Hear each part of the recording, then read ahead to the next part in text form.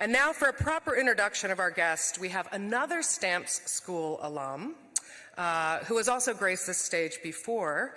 He's the director of Wedge Detroit, which is a design studio working with community organizations and nonprofits on engagement and outreach. He also reached his first world renown with building the world's longest hopscotch course this year, breaking a world record. So please welcome Stamps School alum, director of Wedge Detroit, Dylan Box.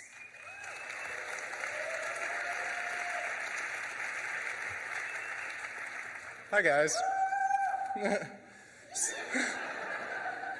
So it's really easy to take a cheap shot at technology and social networks to discuss the decline of community, but bear with me for a moment. It's become far easier to recede into our own little selected social circles, contact the people that we want to talk to, and ignore and follow those that don't exactly mesh with our own viewpoint. But the world's no less social than it was a decade ago. It's just become selectively social. So take a moment to think back to the last time you said more than a hello to your neighbor. It's probably been a while. I mean, and trust me, it's hard to make those sorts of interactions meaningful. We could talk about the weather. You know, it's been like really cold recently. And maybe we can talk about the Super Bowl coming up and all about that sports ball and all that. But when you get down to it, we're not having those big, important discussions, the safety in our neighborhoods, the things we want to accomplish as a society, the opinions of others. They say that art and good art inspires conversations. Often these conversations happen in art galleries while sipping wine with other people who care about what art inspires.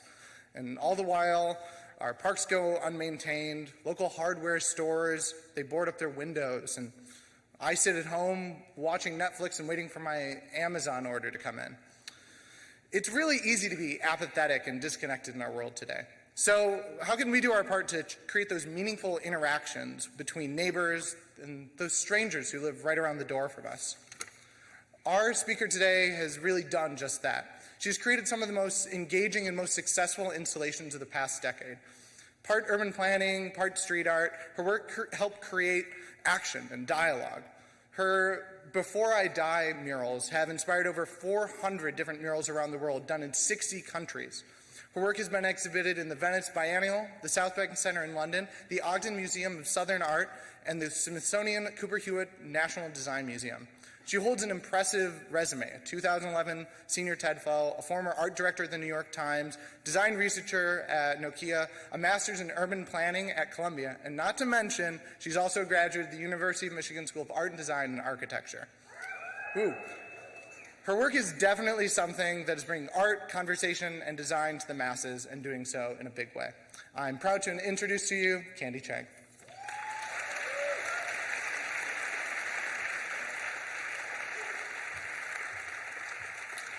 Hi, thanks so much for coming out. I want to thank Dylan and Christina and the Penny Stamp Speaker Series for having me here. I graduated from the University of Michigan in 2001. So Ann Arbor will always have a special place in my heart. I used to live on East William Street, around the corner, and I saw great movies here at the beautiful Michigan Theater. I studied architecture and graphic design. I had a radio show at WCBN. And I made music, and I started to experiment with street art here in that alley off of East Liberty, like a block away. And I got arrested for graffiti in Ann Arbor. So this is where the magic began. So here is a glimpse of some of the projects that I've made, ways I've tried to reach out to people in public space to share more ideas, to share more resources, to share more of our stories, and to share more of our aspirations. And all of it is about reimagining the ways our cities can be built and designed, and how our places can better reflect what matters to us as a community and as individuals. And I created all these projects because I am a shy introvert. actually. And I've been to a lot of community meetings in my life where the voice of the community ends up being the loudest person or the handful of people who can attend the meeting. And as a shy, introverted person, I wondered if there were quieter and more inclusive ways for us to all share with our neighbors. So today I'd like to talk about the power of our public spaces to help us share and make sense of our communities. And I also want to talk about the power of our public spaces to help us share and make sense of our lives. I've been thinking about what I wish I knew when I was a student at this time in your life. And so I put this talk together with that in mind, and I wanted to try to demystify my path and how I got to be where I am today. So I'm going to talk about that too. I had a great teacher who introduced me to Joseph Campbell, the mythologist, and he has a number of great books on the power of myth in our lives. And he said, the privilege of a lifetime is being who you are. And I think we spend our whole lives trying to figure this out. And every experience is a chance for you to figure out what really resonates with you, what you like, what you don't like, and hopefully helps you come closer to being more you.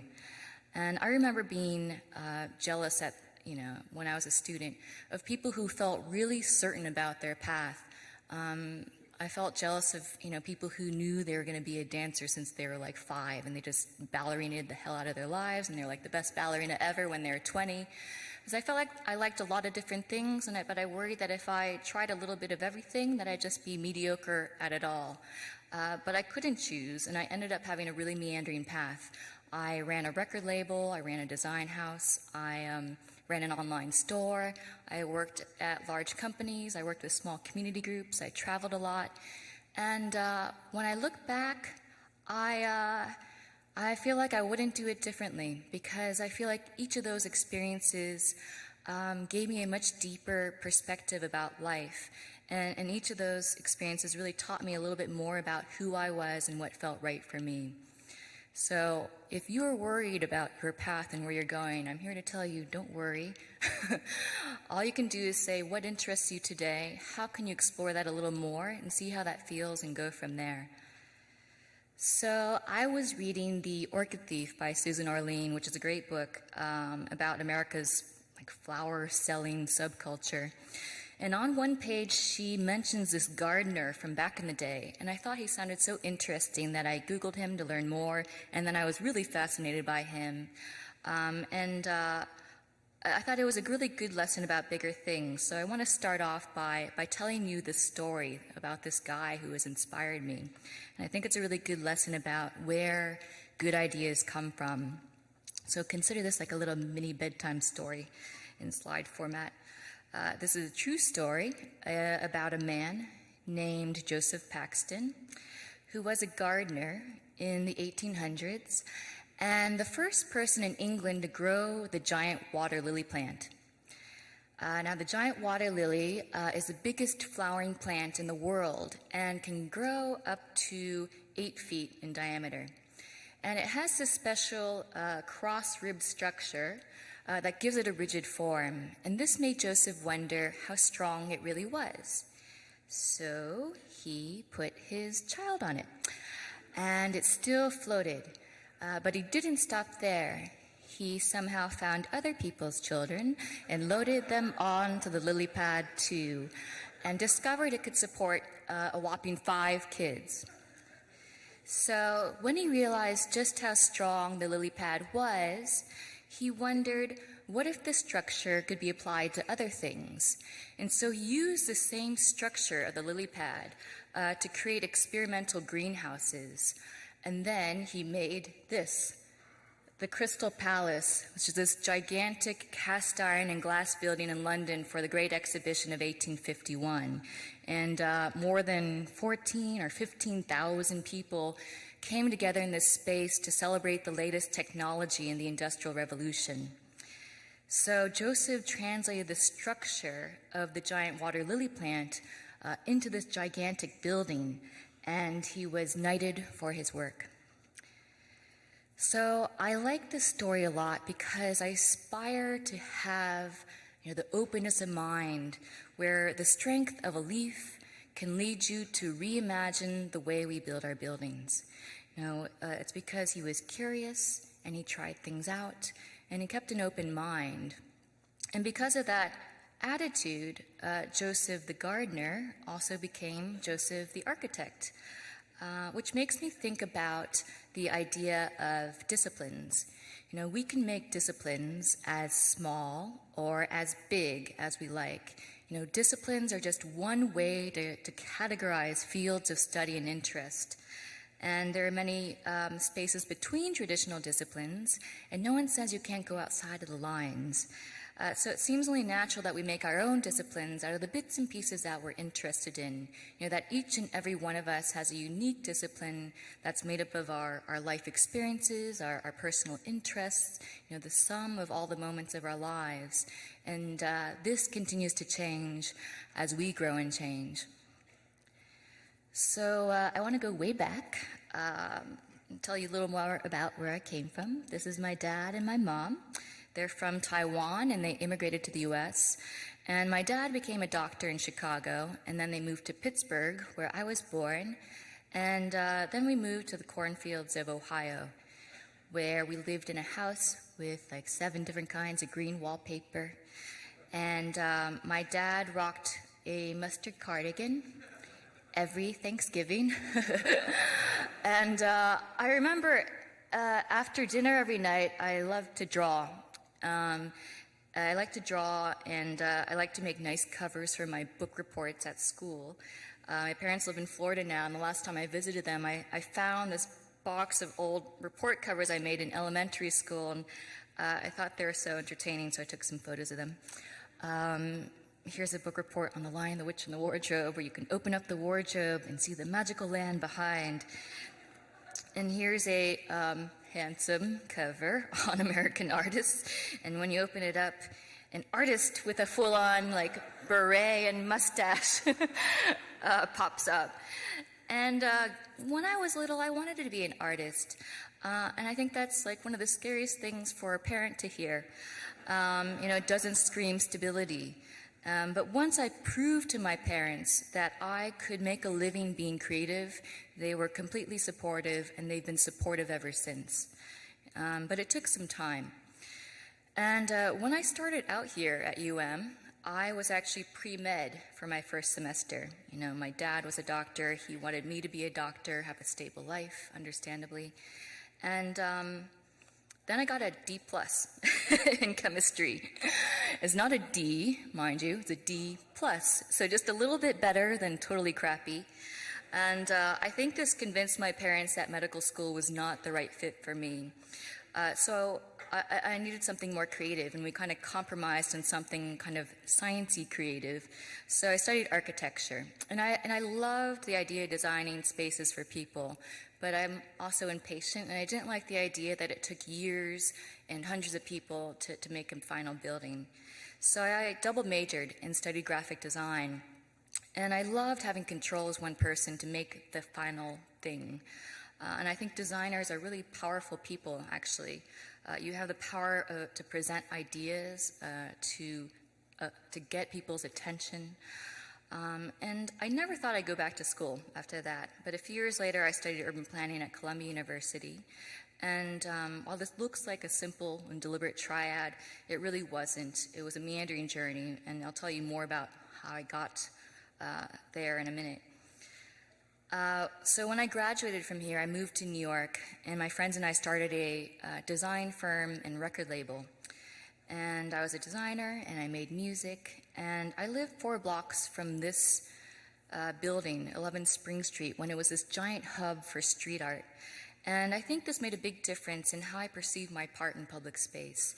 It made me feel like public space wasn't a, pristine, sacred space that I shouldn't touch, but it made me feel like it was this really colorful, informal place where I could add to the mix too. And so I did. I started to make my own street art projects like this one. Walking around the city has been a kind of therapy for me. to think through things going on in my life. And only later in my life did I find this great quote from Kierkegaard that I think really nails the feeling. He said, "Above all, do not lose your desire to walk. Every day I walk myself into a state of well-being and walk away from every illness. I have walked myself into my best thoughts." And walking has helped me think through a lot of things in my life. And so I tried to encourage self-evaluation in transit. So I used temporary spray chalk and stenciled these questions on the pavements across New York. Questions like, do you think that went well? Does she know how you feel? Then why do you do it? And the classic psychiatry question, does it have to do with your childhood? And then I got a job at the New York Times, working as a designer, laying out the newspaper. And during this time, I happened to catch an episode of New York, a documentary film by Rick Burns. I highly recommend it. And I learned about master planner Robert Moses, who planned to bulldoze a big strip of lower Manhattan to make way for a 10-lane highway. And I learned about journalist turned activist Jane Jacobs, who got her community so worked up that in 1962, they prevented this highway from being built.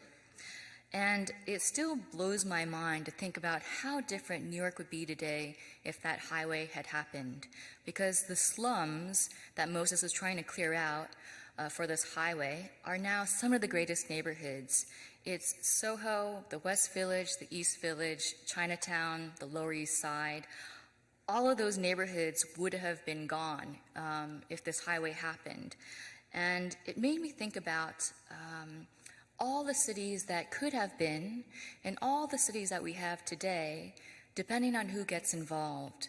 And that's when I decided to study urban planning. I quit my job at the New York Times and I went to Columbia. And I started to realize that there was a lot of information important to communities that never really made it down to the ground. And so I sought out grants and fellowships and any opportunities to design for things that I believed in. I looked for ways to collaborate with nonprofits, with community groups, to use my design skills to improve their work. So in this case, I collaborated with the Center for Urban Pedagogy and the Street Vendor Project to design a guide for street vendors in New York City. And one of my inspirations during this time was Charles and Ray Eames, who designed like chairs and houses and films. And this exhibit called Mathematica in 1961. And they made the typically dry topic of math into something really fun and engaging. In a related way, I wanted to do the same thing with city information. So New York, they have over 10,000 street vendors, but selling things from a table or cart is not as simple as it seems, and vendors are often fined over $1,000 for really small violations like parking their cart too far from the curb. And it's no surprise when you see the regulation book, which looks like this. No wonder nobody knows what the rules are, right? It's full of intimidating jargon and heinous text formatting that would make, the most patient person cry. And it's hard to understand by anyone, let alone someone whose first language isn't English. Most street vendors in New York are from other countries. So I went to the Street Vendor Project's meetings and learned more about what problems they faced and what things they wished were clear. I went out on the streets and hung out with vendors like Munu here to get a better understanding of their experiences and day-to-day challenges. And here's the final brochure I designed and illustrated. It clarifies vendors' rights in multiple languages, including English, Bengali, Chinese, Arabic, Spanish. It illustrates the most commonly violated rules into accessible diagrams, and it included measurements in both feet and meters, which a lot of vendors requested. And it also features personal stories from street vendors, the history of vending in New York, the effects of different mayors and on policies and the policy reform recommendations. And guides were distributed to vendors for free, and they're also available online to download for free. I also worked with recovering drug addicts in Vancouver to improve access to resources.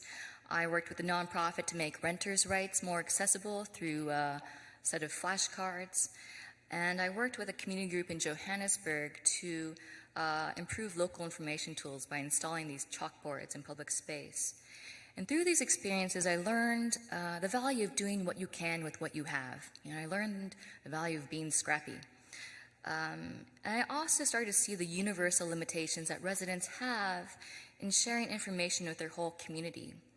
We have more and more tools to reach out across the world, but it's still hard to reach out to your entire neighborhood. We don't bump into every neighbor, so a lot of wisdom never gets passed on. But we do share the same public spaces. And, you see people trying to do this already. You see that flyers are spread throughout the interstitial spaces of the city, and things like lampposts have become like unofficial billboards of local communication. And, I used to make street art, and now I started to look at all the informal messages in public space. How are people trying to reach out?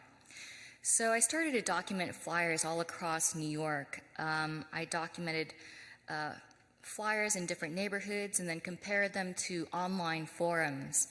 Since its earliest days, the internet was considered a kind of public space that could become an information commons. And this has come true in many ways, and it's made me wonder how our physical spaces, our physical public spaces, can continue to advance and become an information commons as well. The more that residents can self-organize, the more we can help one another in our hopes for our communities and for our lives. If our places are designed differently and we're given the opportunity, will we have more to share with one another? So I started to experiment with these interactive projects in public space using really simple tools. And they all came from questions I had, and the questions started out really practical, like this one from 6 years ago. I wanted to know how much my neighbors pay for their apartments. And I think we all wonder this, but it can be a rude question to ask. So as part of an exhibit, I covered a storefront window with these stamped Post-it notes to invite people to share information about their housing costs. And by the end of the week, the window was transformed into this useful collection of housing information that was created by and relevant to my community. And I found out it was such a fun and easy way to learn more from my neighbors. And after this, I got a job offer to work at Nokia in Helsinki, Finland. And at this point in my life, I really did want to know what it would be like to live outside the US for a long period of time. So I did take the job. I became a full-time designer at Nokia in their headquarters in Helsinki, and traveled around the world and conducted field research with different communities and translated people's needs and behaviors into services and business models. And it was a great experience. I made friends for life. And the research I did made me think about the ways communities evolve economically. And I ended up getting a TED Fellowship during this time, which gave me the confidence to really pursue my own thing. So I really wanted to experiment more in public space. And so I moved to New Orleans. I quit the Nokia job. I worked on a criminal justice project in New Orleans in 2005 and 2006 and totally fell in love with the city. And then now I finally moved there, and I love it. Here's a shot of downtown.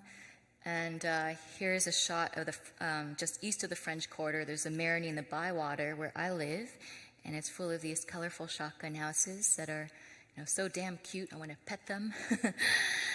I think it's interesting to see how many hybrid businesses there are in my neighborhood. So businesses serving multiple needs. This place is a bar/liquor store/laundromat. I think it's a really good hybrid. There is a pet supply store/art supply store. There's a dive bar/Vietnamese restaurant. There's a burrito speakeasy, like where a guy lowers burritos down from a second floor window on a rope.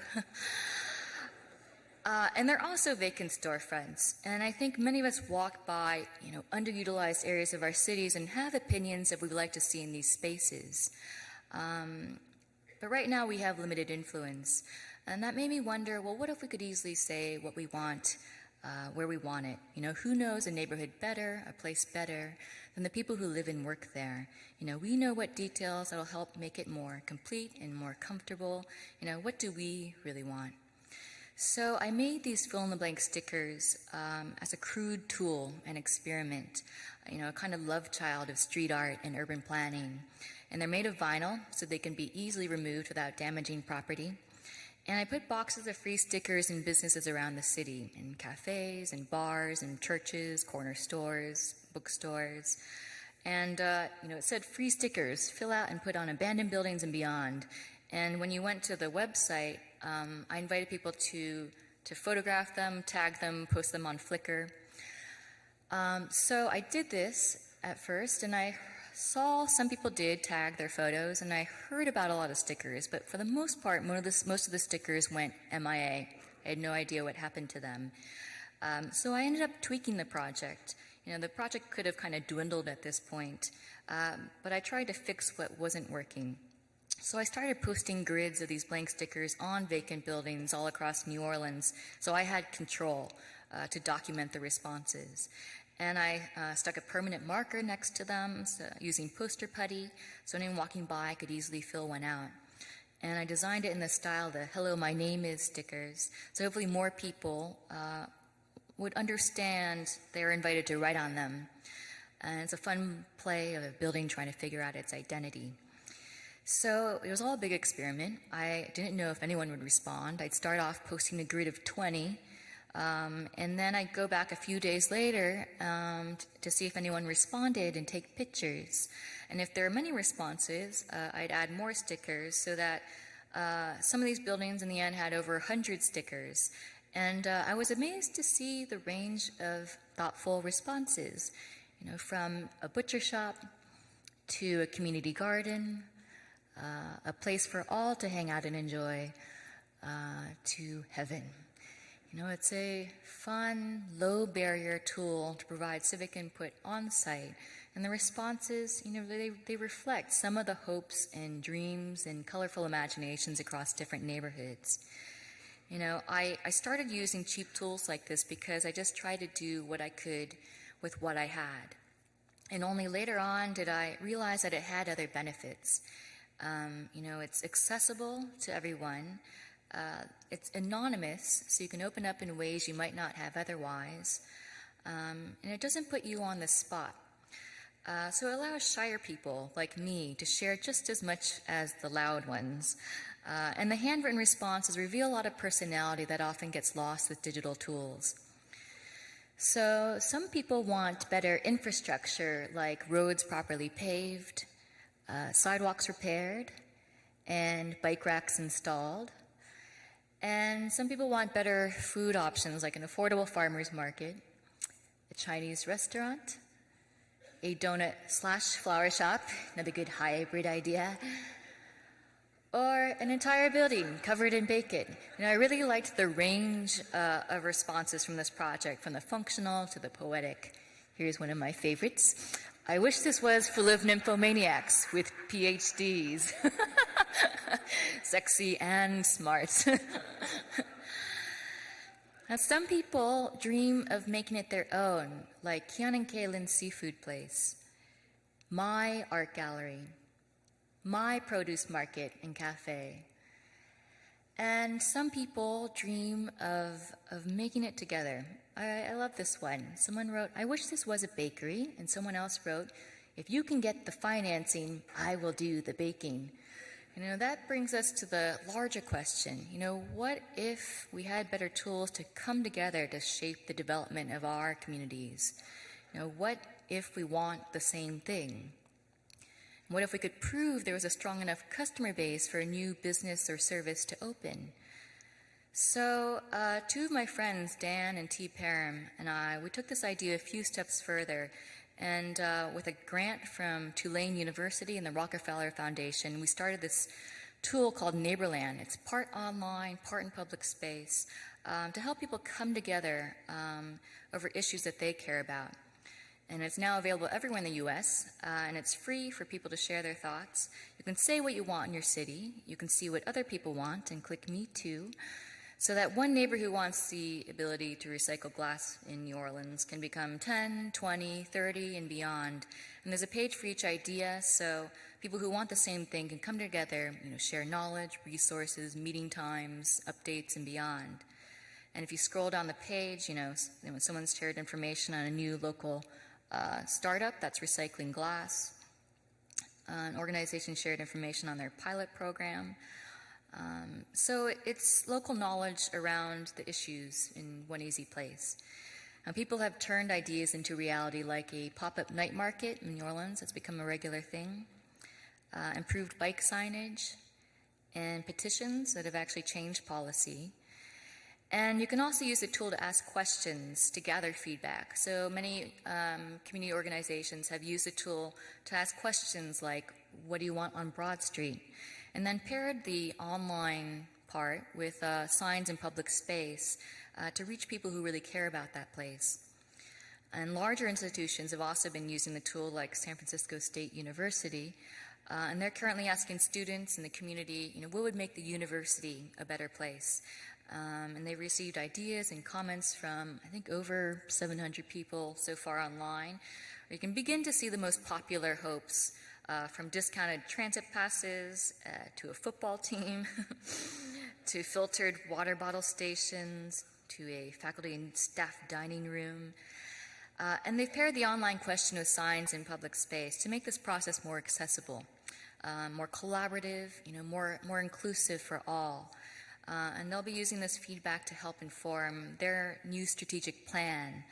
And the tool's also connecting people to one another to share knowledge and resources and meeting times and beyond.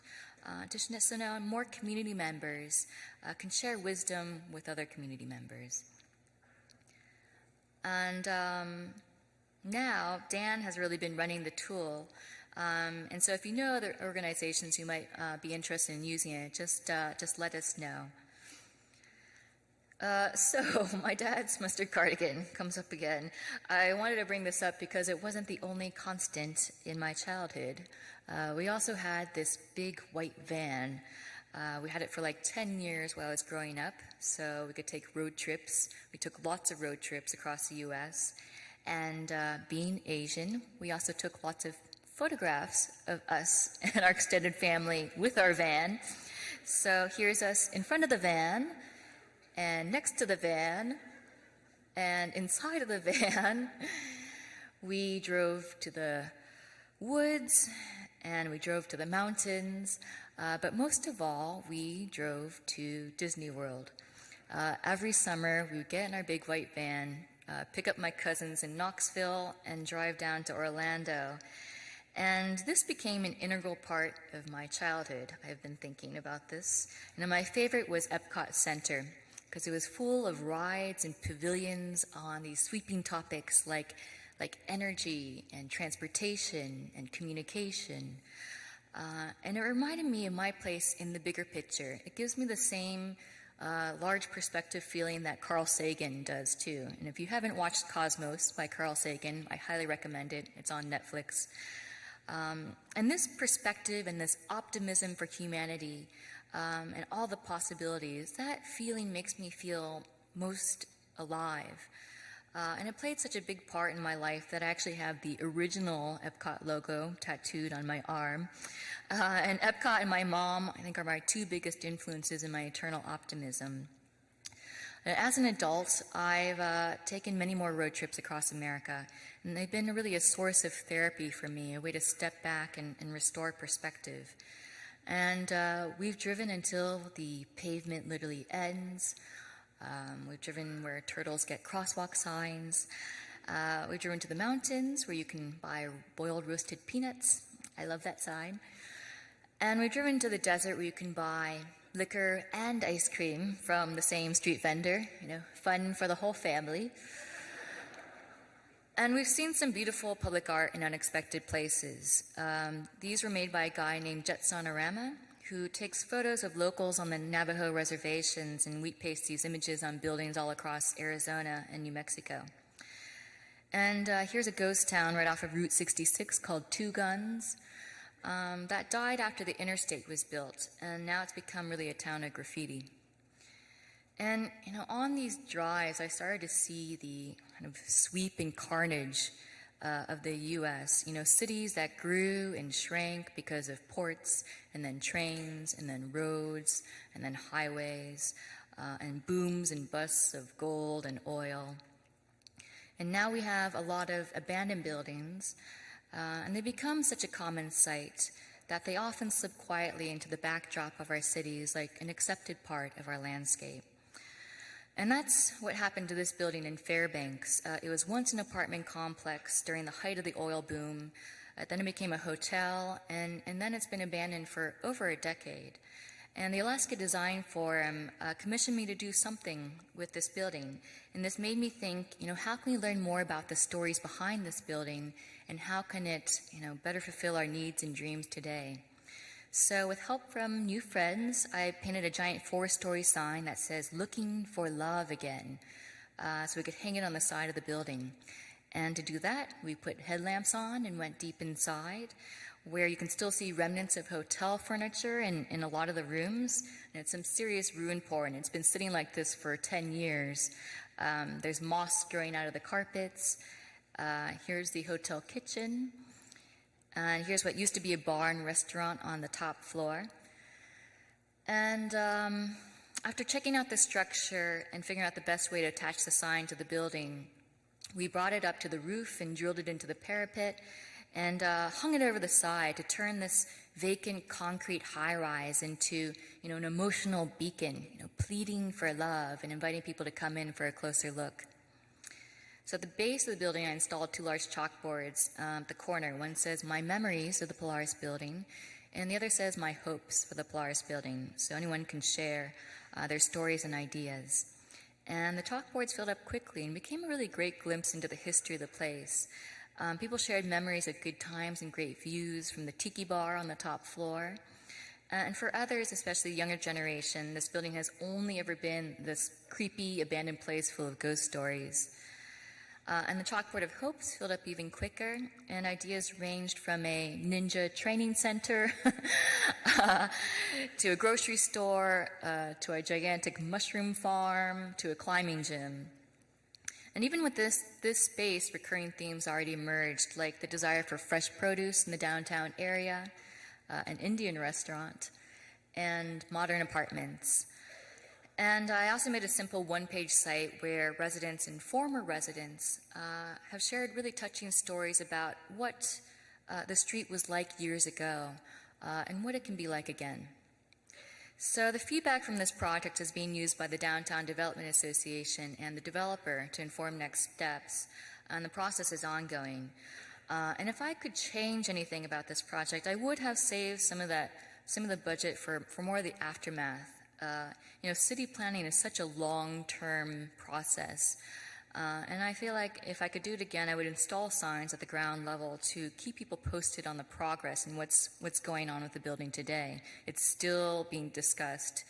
But either way, one of the things that really touched me about this project were the stories.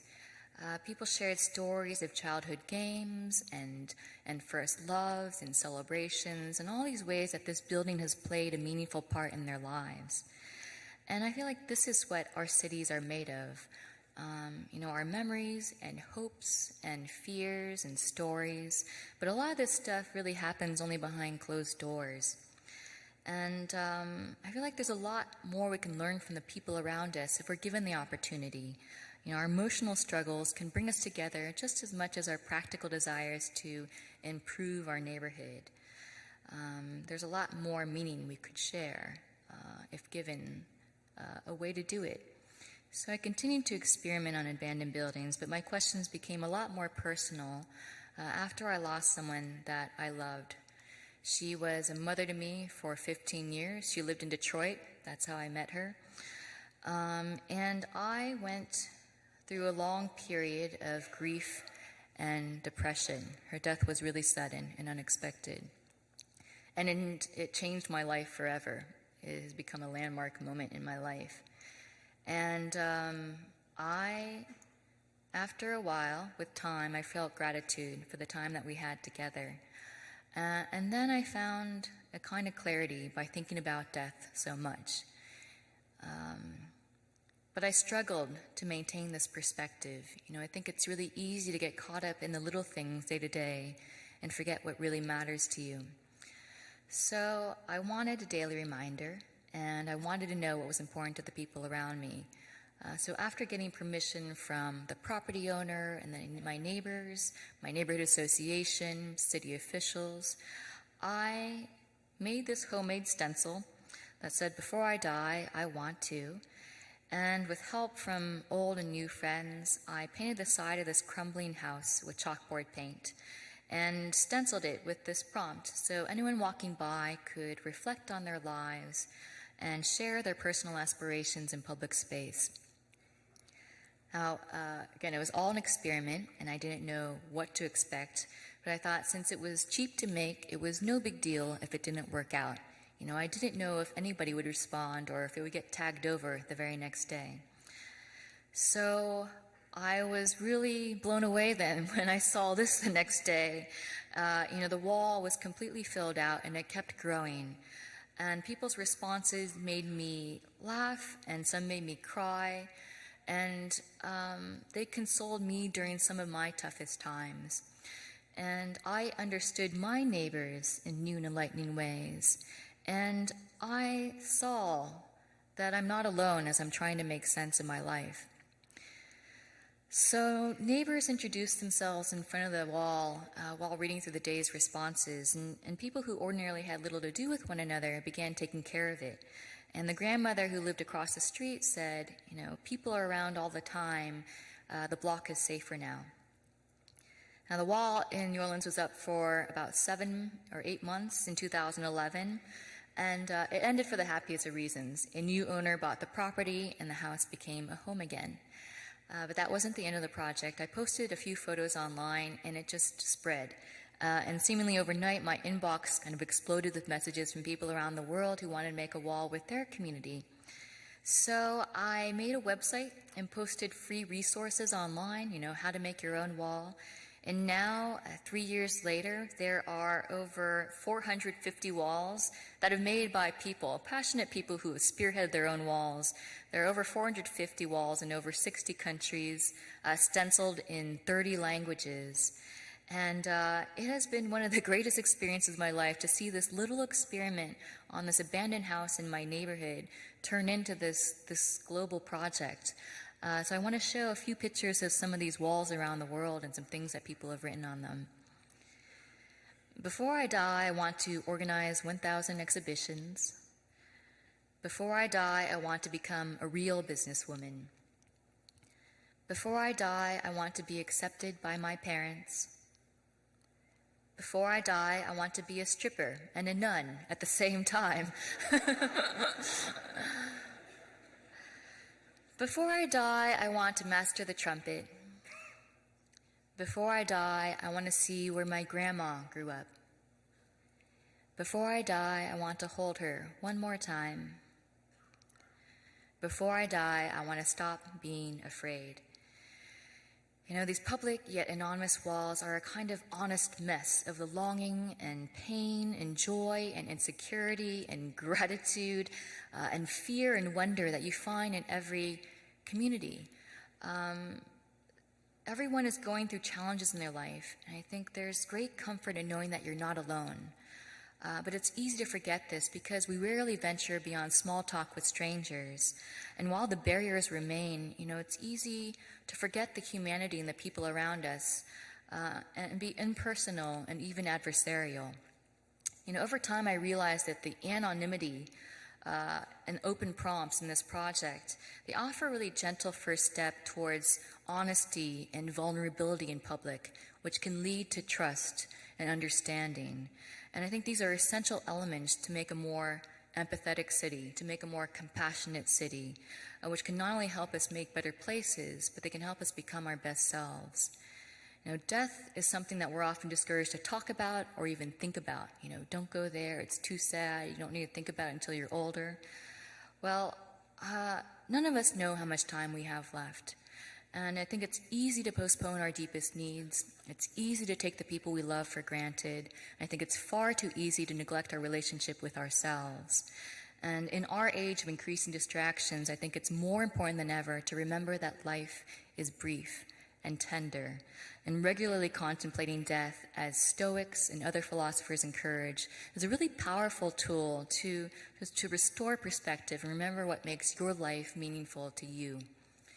And I'm happy to share that the Before I Die book is out now. It came out in November, and there are books here that are being sold here. And I will be doing a book signing after the talk, so you're happy to stick around. And it's a celebration of these walls and the stories behind them, and a reminder of our core hopes as human beings. You know, we want to love and be loved. We want to see the world. We want to make a difference. We want to understand who we really are. And I think with more introspection in public space, we may be able to help one another out and live more meaningful lives. And remember that we don't have to look far to find comfort and wisdom. Now, I've been thinking about the passages of life, you know, in different stages our calling kind of evolves. You know, as children, our calling is to play and to learn the ways of the world and to explore our energies and interests and beyond. And the next phase, we try to become independent and follow our dreams and make a living, commit to relationships, accept responsibility, you know, be a part of society. But I feel like our journey doesn't end there, and a lot of our time is devoted to seeking the right job or reputation or relationship. But that's not enough to be psychologically mature. And I've been reading a lot of Carl Jung lately, and he says it's easier to go to Mars or the moon than it is to penetrate one's own being. And he coined the term individuation, which is the process in which someone becomes who they truly are. And he said the goal of life is individuation, the process of coming to know, giving expression to, and harmonizing the various components of the psyche. Each human being has a specific nature and calling which is uniquely his or her own. And unless these are fulfilled through a union of conscious and unconscious, the person can become sick. You know, I think in the second half of life, the question becomes, who now, apart from your roles, are you? And do you have the bravery to kind of deconstruct your identity and explore what you need to explore to feel at peace with yourself? You know, this is really what interests me now, is to explore mental health and philosophy through art. And how can I do this for myself? And are there ways that we can do this together? You know, can we have a kind of collective solitude or to share in public yet private ways to help heal ourselves? Like this project. I want to share one last project. I spent a month living in Las Vegas, where I was artist in residence at the Cosmopolitan, and created a project in their gallery space. You know, and as they say, what happens in Vegas stays in Vegas. But I thought, well, what if we could share with full discretion? And I had recently confessed something to someone I loved, and it left me feeling very confused. And when I traveled to Japan a few years ago, I was really inspired by the Shinto shrine prayer walls, where people can write a prayer on a wooden plaque and then hang it up on this collective wall for the spirits or gods to receive them. And so, inspired by this and Post-Secret and Catholicism, I invited people to anonymously share their confessions and see the confessions of the people around them in the heart of the Las Vegas Strip. So people could write and submit their confessions on these wooden plaques and the privacy of these confession booths. And then I hung the plaques up on the walls like a Shinto shrine prayer wall, so they gathered over time. And then I projected some of these responses people wrote and painted them on these large canvases. And by the end of the exhibit, over 1,500 confessions were displayed on the walls. Your name is tattooed on my ass. I like porn more than my husband does. To I still love her, 2 girlfriends, and 5 years later. Yeah, aw. From I'm scared, I'll die alone, to I eat too much cheese. So. And over the last year, I felt everything from joy to despair, and I saw it on these walls too. And, you know, when we feel fear or anxiety or confusion, I think we often do our very best to hide it from others. And even though a lot of us are feeling that, we never really talk about it. But what if we could create more safe places to share? You know, there's great power in knowing you're not alone. You're not the only one who feels like you're barely keeping it together. You're not alone as you're trying to make sense of your life. You know, the city historian Lewis Mumford once wrote that the origins of society, the reason we came together in the first place, was not just for pure physical survival, but for a more valuable and meaningful kind of life. You know, some of the first gathering places were graves and sacred groves. We came together to grieve together and to worship together and to console one another and to be alone together. Our public spaces are as profound as we allow them to be. You know, there are shared spaces and should reflect what matters to us most as human beings. And I think they have a lot of potential to help us live a more valuable and meaningful kind of life, to help us make sense of the beauty and tragedy of life with the people around us. So I just have a few quick closing thoughts for all the students out there. I just wanted to show you this. Since I graduated, I've only had a full-time job for two years. The rest was spent working project by project, some that lasted a few weeks, some a few months, supported by grants and fellowships, commissions, other things. And I feel like that's made all the difference because it allowed me to take advantage of short-term opportunities. And it allowed me to work on my own schedule, which I realize is a way that I work best. So I just want you to know that there are other options out there besides a full-time job. It's just that you have to be really motivated to make it happen. Today I'm a full-time artist, and my work is supported by commissions and grants. And my projects, they're all guided by my experiences, my meandering experiences, and they continue to change as I grow and change. And I think I've learned really that the world becomes more rewarding when you let yourself look beyond what you're searching for. And I think it's good to have goals, but I think it might be even greater to keep an open mind and to allow random experiences to become meaningful to you and the other parts of your life, you know, to really embrace serendipity.